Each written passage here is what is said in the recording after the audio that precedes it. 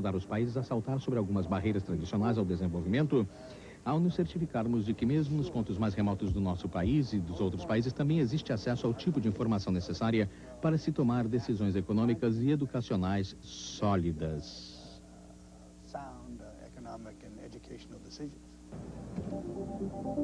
A reunião de cúpula é uma oportunidade para que os governos das Américas apoiem o investimento privado, a competição, o acesso às redes e serviços universais e o estabelecimento de regras flexíveis, de forma que a infraestrutura de informação eletrônica do hemisfério possa juntar-se à vasta infraestrutura mundial já existente.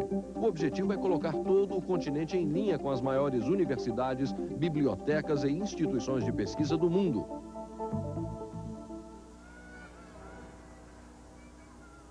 Ainda assim, o desafio principal é investir nas pessoas, o recurso mais valioso da região. Só assim a democracia poderá durar. A primeira grande coisa que os presidentes poderiam fazer para começar esse processo de resgate no campo da saúde é um compromisso firme com um novo tipo de desenvolvimento. Que o desenvolvimento realmente não seja um sinônimo de simplesmente aumentar o produto interno per capita, crescimento econômico, mas se não tendo isso como uma condição, buscar o bem-estar das populações, buscar equidade, buscar maior nível de justiça social. Tínhamos que tratar do problema da dívida externa, que representou uma tremenda drenagem de recursos. Tínhamos que reforçar a capacidade física das empresas e a renovação dos bens físicos. Tínhamos que tratar das grandes deficiências nas infraestruturas dos países que com frequência sacrificaram investimentos nas pessoas, na educação, na saúde e mesmo na condição de vida das cidades de nossos países. O fato é que os sistemas sociais nas Américas não têm acompanhado os setores mais modernos da economia. Os setores financeiro, de comércio exterior e público frequentemente receberam mais atenção do que os setores social, sanitário, educacional e de alimentação. Assim, às vezes nós apenas não investimos o bastante, mas preferimos investir através de instituições que não possuem capacidade executiva e objetivos claros e fazem parte dos setores deteriorados dos estados.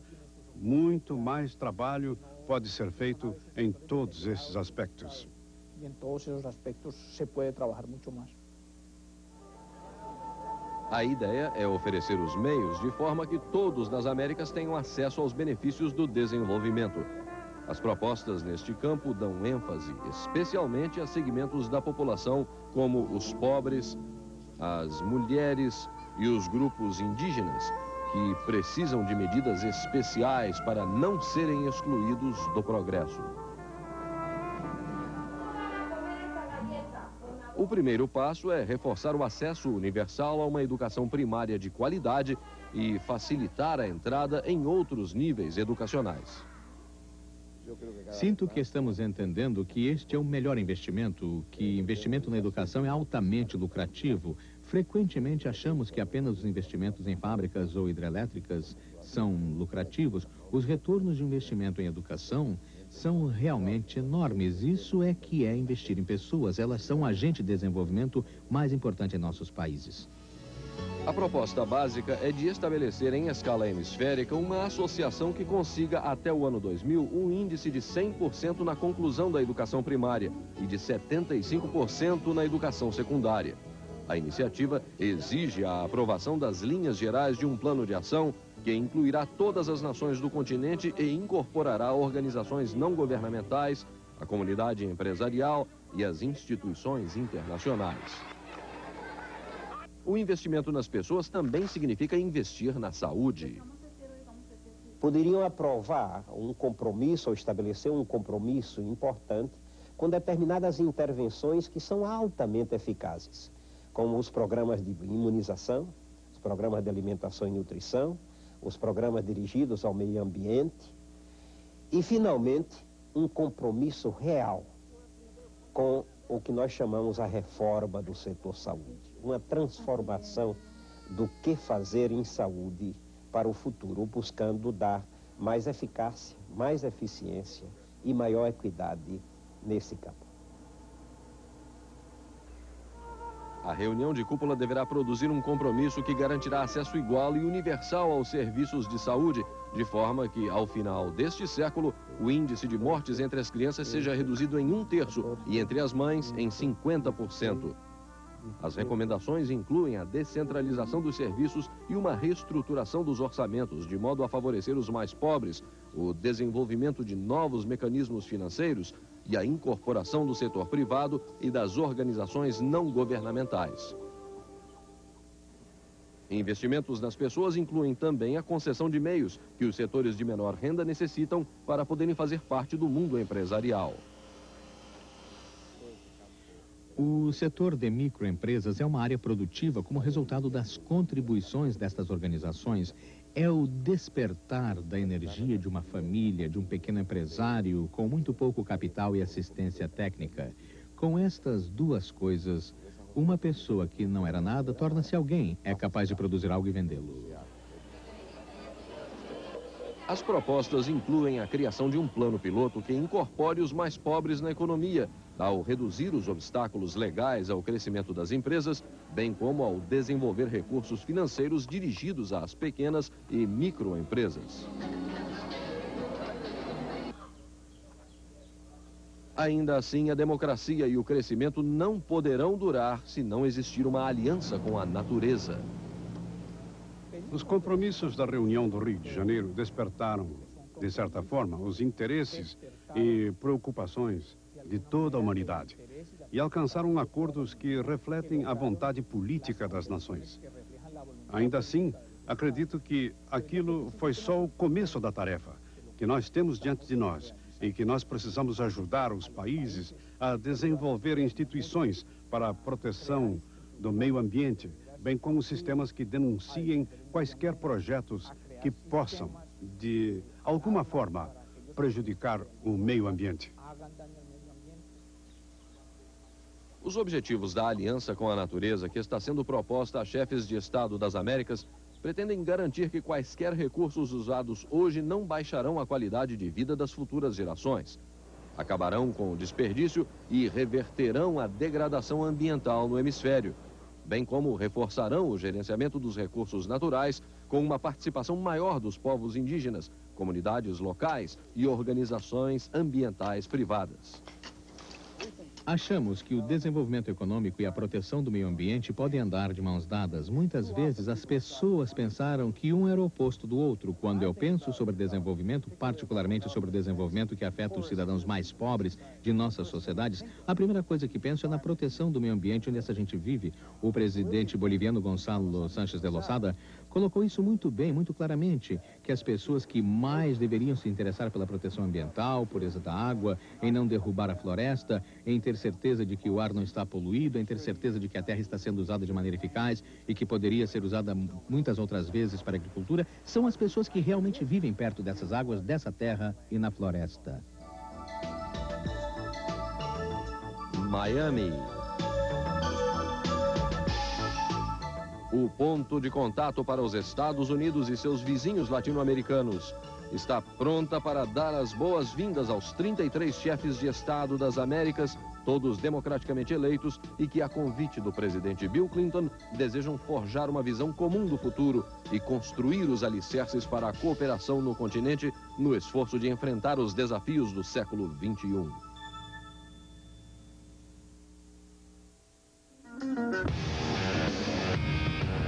Olá, muito prazer, meu nome é Keila. A partir de agora, a sua TV Jovem Pan passa a apresentar todos os sábados, das 10 às 11 da manhã, um programa muito legal. A Show. Por quê? Procurou a Show. As melhores ofertas do meio automotivo. Veículos nacionais importados, novos e usados. Varrendo os 4 cantos de São Paulo, Zona Norte, Zona Sul, Zona Leste e Zona Oeste. Qualquer dúvida, ligue TV Jovem Pan, telefone 826-9500. Por quê? Procurou a Show. Usa, vai. Assim eu vou embora, hein? Não vai dar. Pensa bem. A gente se cuidando, juntinhos, super relaxados. Usa, vai. Tem horas que uma moça bem comportada tem que virar uma mulher sem vergonha, de se cuidar e até de dizer não. Evite a AIDS. Preserve a vida. Quem se ama, se cuida.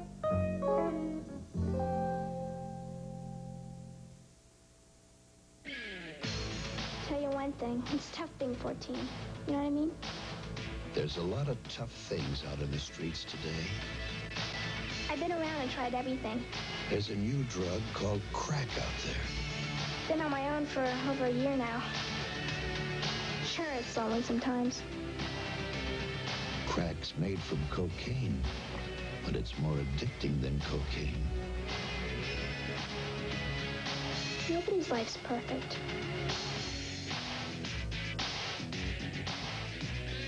I try not to think about serious kind of things.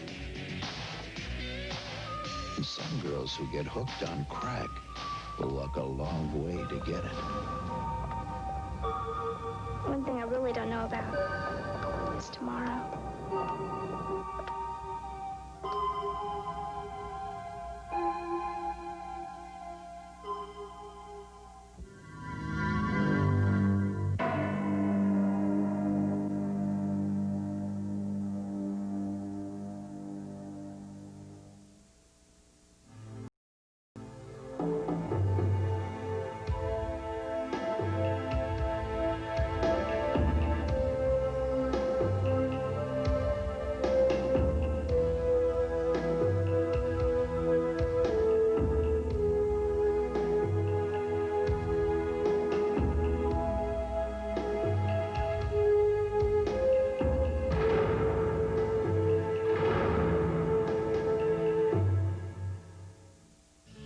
Segunda a sexta, 7 da noite, mais dinamismo, mais informação na Jovem Pan TV. São Paulo hoje. Os fatos de sua cidade analisados de maneira ágil e objetiva. São Paulo hoje. Um jornal com a cara de sua cidade. De segunda a sexta, 7 da noite, na Jovem Pan TV, o canal brasileiro da informação.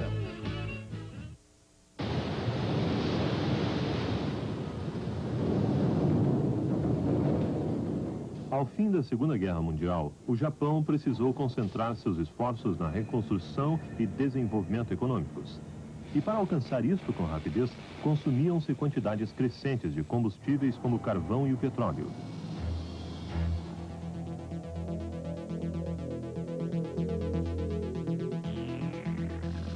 Como consequência, pesadas emissões dos óxidos de enxofre e nitrogênio poluíam a atmosfera. Tóquio era assim na década de 60. A prioridade do momento era o progresso. Pouco se sabia a respeito dos efeitos da poluição ambiental, um tema de pouca importância em círculos governamentais e empresariais. Deste modo, a qualidade do ar das cidades e das zonas industriais piorou acentuadamente. A saúde de muitos começou a ser afetada e a poluição provocou até mesmo casos de morte precoce. Deste modo amargo, uma lição foi aprendida. O ar limpo é essencial para uma vida saudável. E agora que o problema da poluição se torna uma preocupação global, o Japão cumpre a parte que lhe toca na proteção do nosso ambiente natural.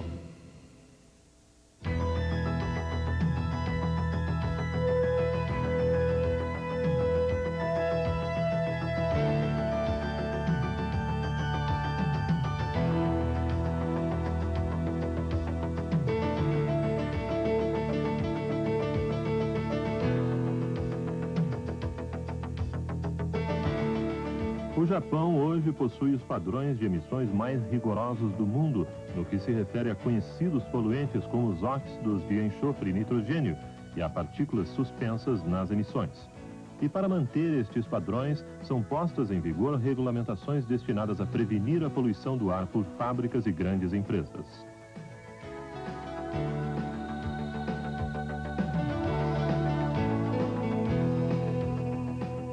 As usinas termoelétricas e as fábricas, devido ao seu grande consumo de combustível fóssil, estão dessulfurizando o óleo combustível antes de queimá-lo.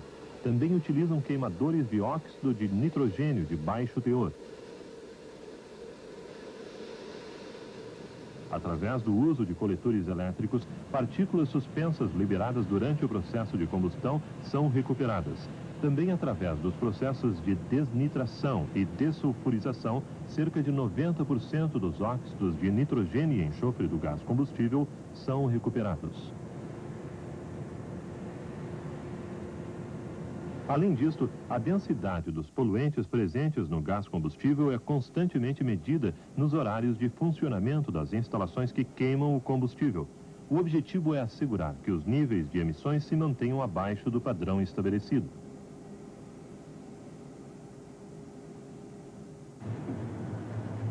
A descarga de gases dos automóveis é outra causa importante de poluição. Desde seu estabelecimento inicial, o limite máximo de emissões por veículo se tornou cada vez mais rigoroso. Em 1978, o limite máximo de liberação de nitrogênio permitido foi drasticamente reduzido para apenas 1/10 do nível emitido antes das regulamentações.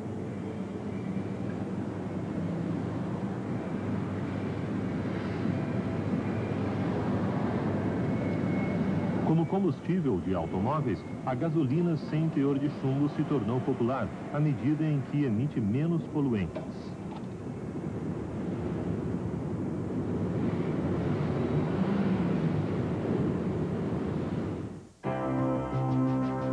Esta é a cidade de Yokohama. Sua população é de 3.200.000 habitantes. Usinas termoelétricas e refinarias estão instaladas ao longo da baía. Atrás delas se estendem as áreas comerciais e residenciais. Usando a cidade como exemplo, vamos ver como funciona o sistema japonês de monitoração da poluição aérea. Aqui está uma das estações de medição da densidade de poluição aérea encontradas em 16 locais diferentes da cidade. Monitora-se aqui a densidade dos óxidos de enxofre e nitrogênio no ar. Informações meteorológicas, incluindo velocidade e direção dos ventos, são igualmente coletadas, à medida em que relacionam-se intimamente com a densidade da poluição aérea. Além disto, estações de medição de gases das descargas dos automóveis estão dispostas em 8 pontos da cidade, ao longo das vias utilizadas por caminhões. Os dados coletados nas estações medidoras são enviados por telemetria ao Centro Municipal de Monitoração, onde as informações ficam armazenadas.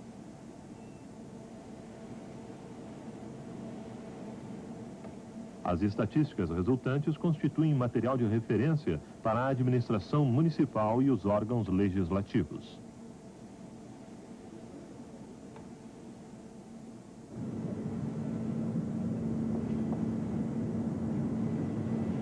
Com base em acordo de controle de poluição mais rigoroso do que as regulamentações ambientais nacionais, 36 das maiores indústrias da cidade também são monitoradas.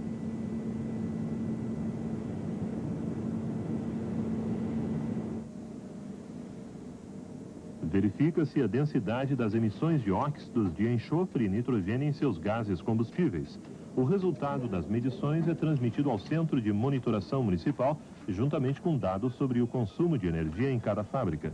As indústrias também usam os dados para garantir seu controle próprio.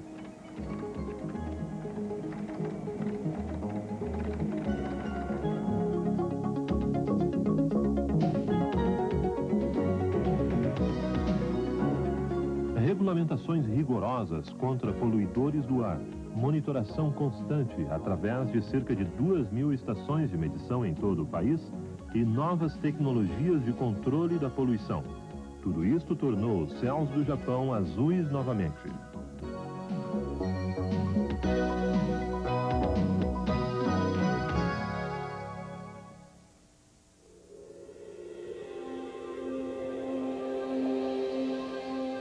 À medida em que o Japão se esforça para melhorar seu meio ambiente, sinais novos e mais graves de deterioração ambiental se desenvolvem em escala global. Um problema sério é o aquecimento global, que se acredita seja provocado principalmente por quantidades crescentes de dióxido de carbono na atmosfera.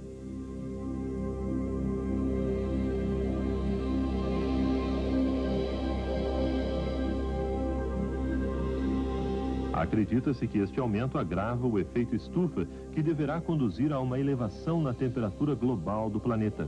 Isto, por sua vez, deverá fazer com que os icebergs polares se derretam, se eleve o nível dos oceanos e a produção agrícola fique ameaçada.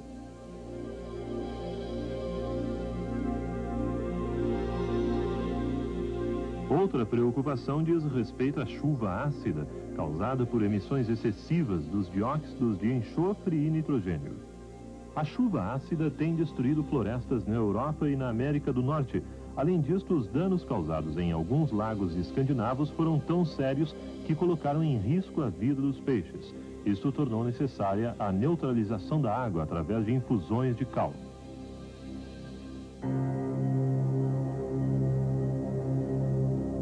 Acredita-se que as crescentes emissões de clorofluorcarbonos causem a ampliação do buraco na camada protetora de ozônio da Terra. A destruição da camada permite uma penetração mais intensa das danosas radiações ultravioletas. Isto causa o acréscimo das incidências de câncer de pele, ao mesmo tempo em que prejudica os ecossistemas.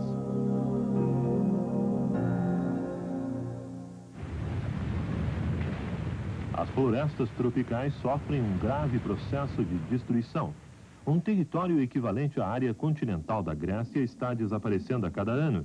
A agricultura de queimada e o desmatamento negligente são as causas principais. Este tipo de destruição é um dos fatores que levam ao aumento dos níveis de dióxido de carbono na atmosfera. O problema é grave e pode levar à destruição de ecossistemas, até mesmo à extinção da vida humana, visto que estas florestas servem de habitat para metade das espécies vivas do planeta.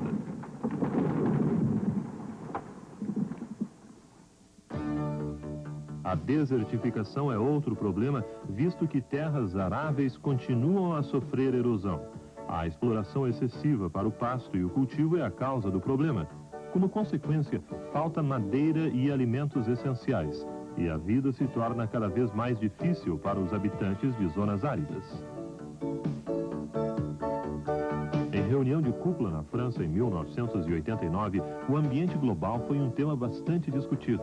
O eventual agravamento da situação deverá afetar todas as nações durante as gerações futuras. É necessária a cooperação internacional em todos os campos, de modo a providenciar os recursos financeiros, as novas tecnologias e os recursos humanos essenciais para o enfrentamento do grande desafio.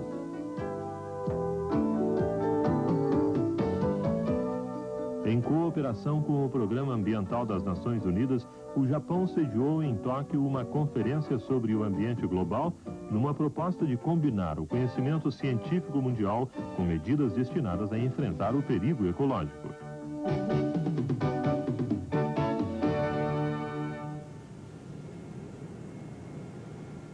As emissões de dióxido de carbono a partir da queima de combustível fóssil aumentam a cada ano e são tidas como o motivo principal do aquecimento do planeta.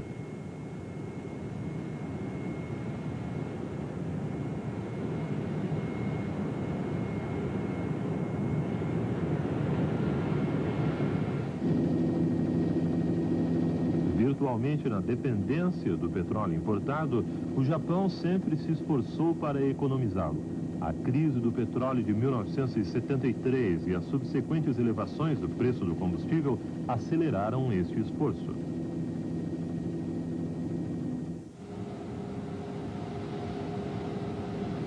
As indústrias, importantes consumidoras, reduziram suas necessidades de energia através do melhoramento de instalações e da racionalização das técnicas manufatureiras. Surgiram técnicas para a utilização de perdas de calor, como o uso de comutadores de calor e sistemas de drenagem para a recuperação de vapor.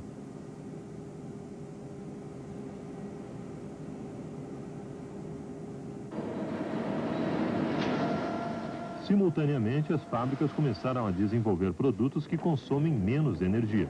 Nos últimos 15 anos, o consumo de eletricidade de um refrigerador doméstico foi reduzido a 1/3, enquanto que o de um ar-condicionado ou televisor foi reduzido à metade.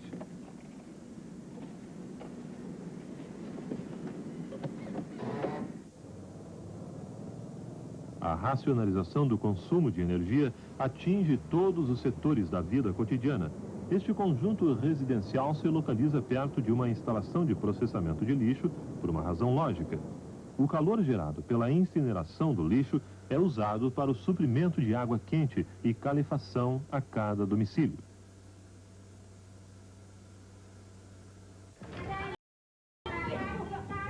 A reutilização dos recursos é incentivada em todas as comunidades.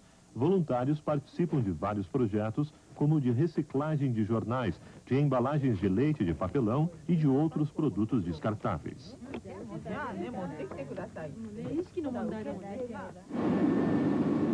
Esta indústria é especializada na produção de papel reciclado.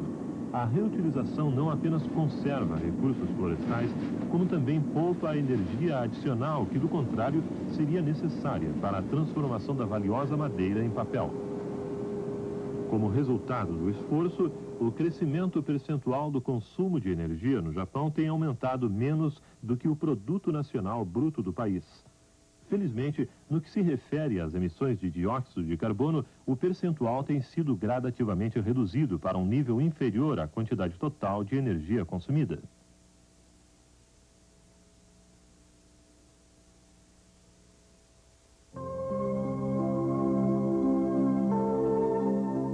A redução pode ser atribuída ao desenvolvimento de fontes de energia alternativas, como o gás natural liquefeito, que libera menos dióxido de carbono do que o carvão ou o petróleo. Atualmente, o gás natural perfaz 10% da energia consumida no Japão e sua participação no consumo total deverá aumentar ainda mais.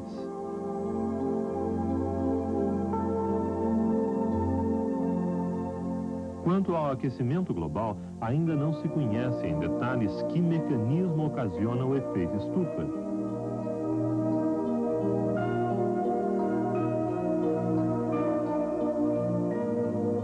Assim, para esclarecer o fenômeno, o Japão verifica a densidade de dióxido de carbono em pontos fixos nas águas do Oceano Pacífico. O objetivo é determinar o modo pelo qual os acréscimos de dióxido de carbono afetam o clima.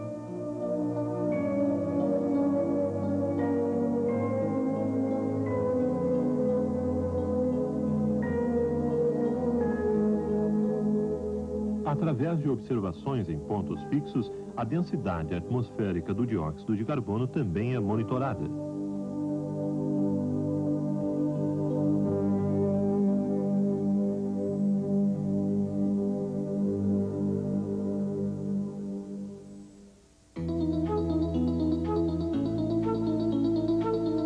A neve é algo bonito e também proporciona diversão. Mas do mesmo modo como a chuva, ela pode se tornar ácida, destruindo monumentos históricos e danificando o ambiente. Para prevenir a precipitação ácida, é preciso eliminar sua causa, ou seja, a queima de combustível fóssil que emite óxidos de enxofre e nitrogênio.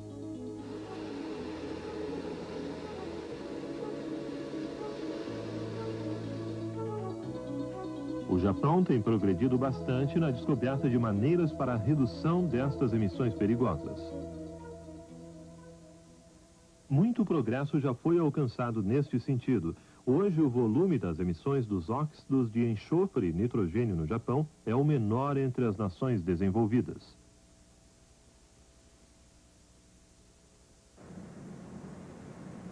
O Japão também desenvolve uma tecnologia nova que consiste na combustão fluidificada de carvão de leito. A combustão é realizada pelo lançamento em alta velocidade numa caldeira de uma mistura de carvão pulverizado, pedra calcária e ar.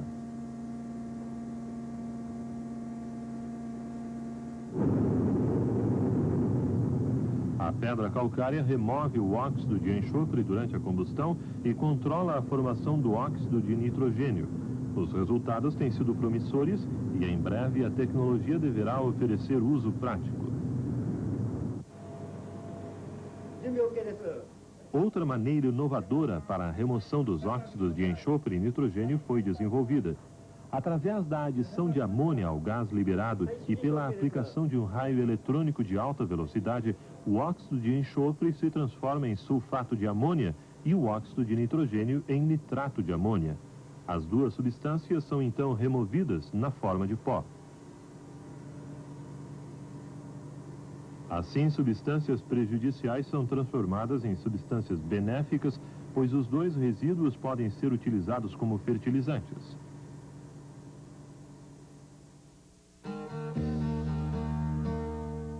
A nova tecnologia está sendo testada numa usina elétrica em Indiana, nos Estados Unidos, e resultados satisfatórios estão sendo alcançados.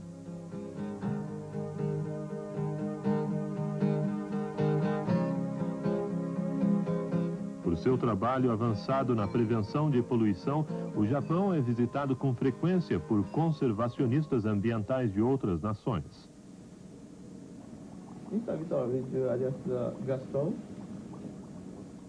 Países em desenvolvimento que querem evitar a poluição industrial mostram-se especialmente interessados em aprender com o Japão.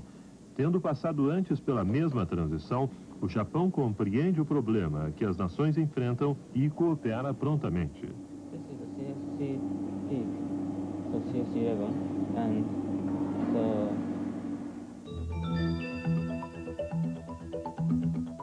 Esta é uma usina elétrica fotovoltaica experimental. Desde a década de 70, o Japão tem se empenhado no desenvolvimento de uma forma limpa de energia. A solução final para erradicar a poluição do ar é a invenção de sistemas de energia livres de poluição.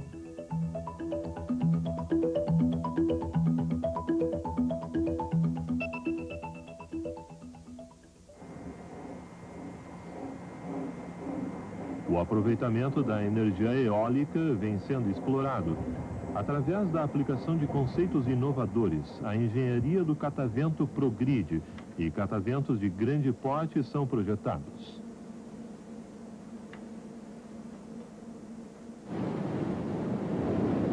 Energia gerada pela ação das ondas é outro conceito interessante.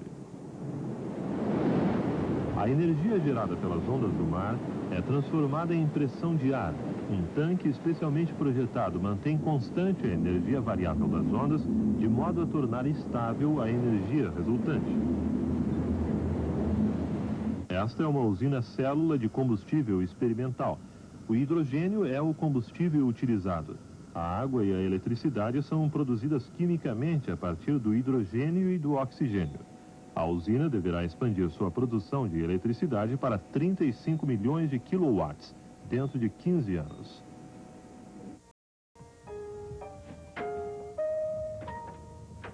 Este carro elétrico pode viajar 100 quilômetros sem a necessidade de recarga. Apesar da autonomia limitada, algumas prefeituras municipais usam o veículo porque ele não polui.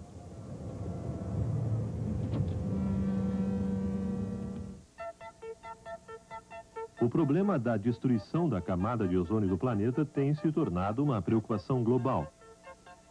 Sabe-se que a destruição é gerada pelo clorofluorcarbono usado em indústrias do mundo inteiro, cujas propriedades químicas apresentam extensivas aplicações e não eram tidas como prejudiciais. Em 1986, a produção e o consumo de clorofluorcarbonos pelo Japão foram de apenas cerca de 10% do total mundial. Em 1988, o país participou da Convenção de Viena e do Protocolo de Montreal, que advogaram a redução do seu uso.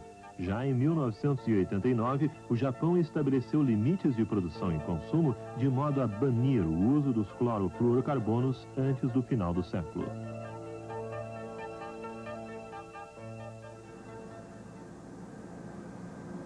Metade dos clorofluorcarbonos atualmente consumidos no Japão é usada na limpeza de peças elétricas.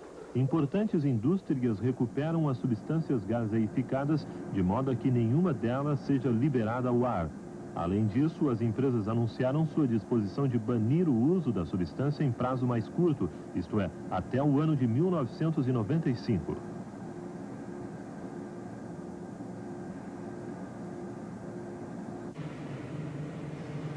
Essa indústria já utiliza uma nova tecnologia de limpeza que não requer o uso de clorofluorcarbonos.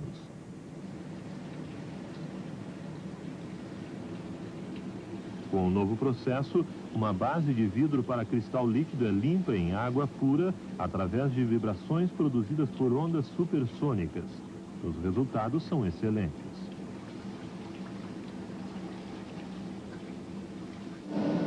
Evitando o uso dos clorofluorcarbonos, um método alternativo empregado atualmente na fabricação de espuma plástica consiste na utilização de água comum.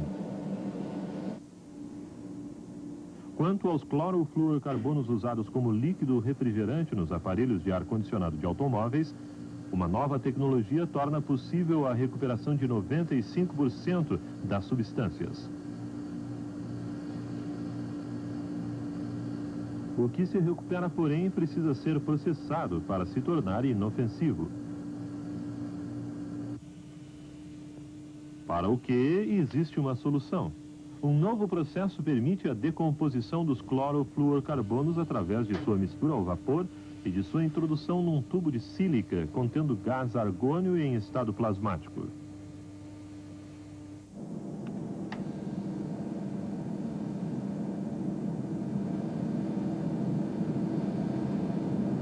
Este é um radar a laser para detecção de ozônio.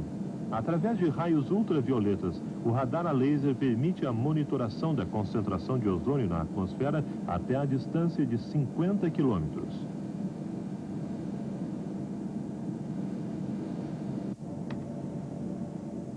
Com a análise dos dados obtidos, deverão ser conhecidos o desenvolvimento e a tendência a longo prazo das concentrações de ozônio em deslocamento na atmosfera. Medidas eficientes de prevenção poderão ser concebidas com base nos resultados. A pesquisa é conduzida conjuntamente pelo Japão, Estados Unidos, Alemanha Ocidental e França.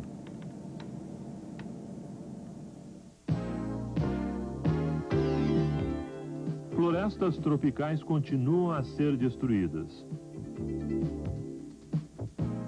É vital que as florestas tropicais sejam conservadas. A proteção das florestas contra a destruição futura requer o tratamento de problemas de crescimento populacional e da miséria.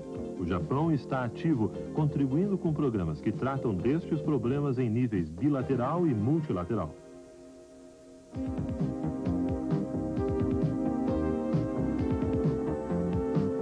Uma vez que as florestas dos trópicos tenham sido devastadas, a recuperação se torna muito difícil. Requer técnicas especiais baseadas em conhecimento abrangente das condições de solo e clima locais. Com este propósito, o Japão oferece assistência na coleta de informações detalhadas sobre diversas regiões. Também oferece assistência técnica e treinamento em nível regional.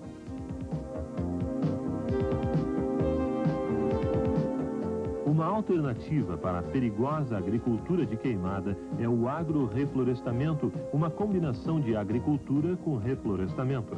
As florestas são replantadas com a manutenção de espaços entre as árvores para o cultivo de vegetais destinados ao consumo local pela população.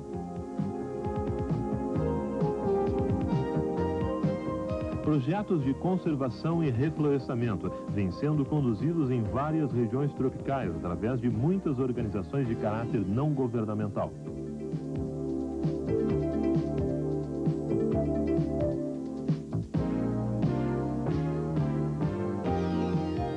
O governo japonês também oferece assistência a projetos conduzidos pela Organização Internacional de Madeiras Tropicais, destinados à conservação das florestas.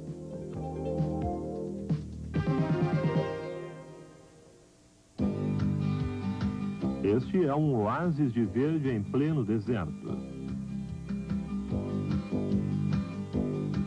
A África é a região do planeta em que ocorre a desertificação mais extensiva. Por isso, o governo japonês presta assistência à área através do incentivo a projetos de reflorestamento. Equipes especiais são enviadas em auxílio a estes esforços.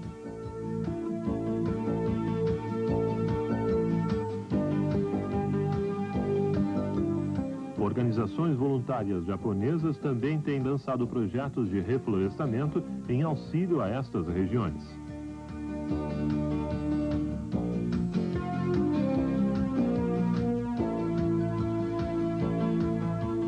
Este projeto de irrigação de grande porte está sendo conduzido através do aproveitamento de água do subsolo.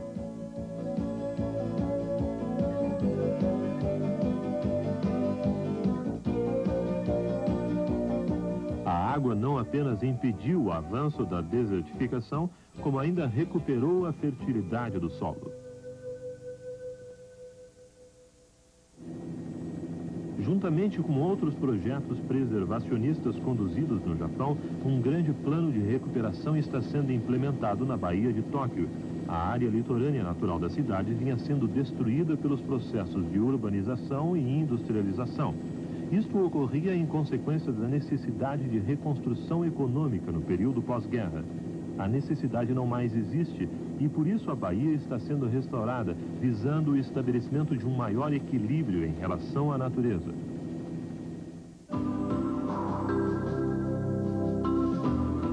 Esta é uma nova praia construída em área aterrada na Bahia. A praia contribui para a preservação do ecossistema local, protegendo o meio ambiente.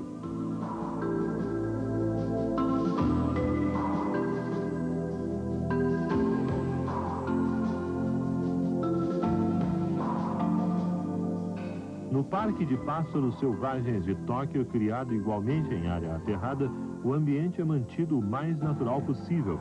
O objetivo é providenciar um refúgio aos pássaros para sua coexistência com os seres humanos.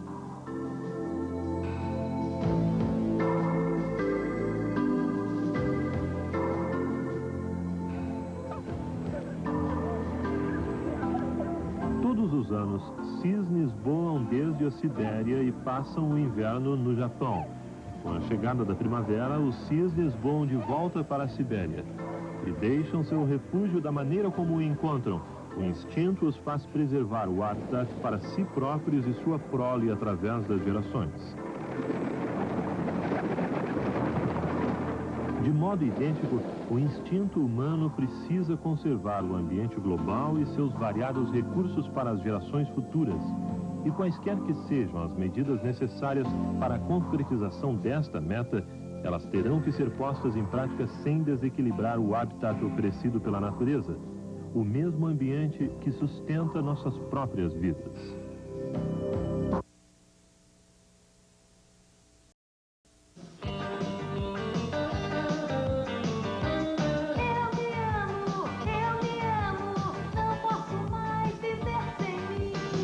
No mundo inteiro, milhões de mulheres estão pegando o vírus da AIDS por transfusão de sangue, agulhas contaminadas e, principalmente, por sexo sem proteção. Eu encaro isso de frente e não corro riscos. Sabe por quê? Quem se ama, se cuida. Eu me cuido. Eu sou mais eu.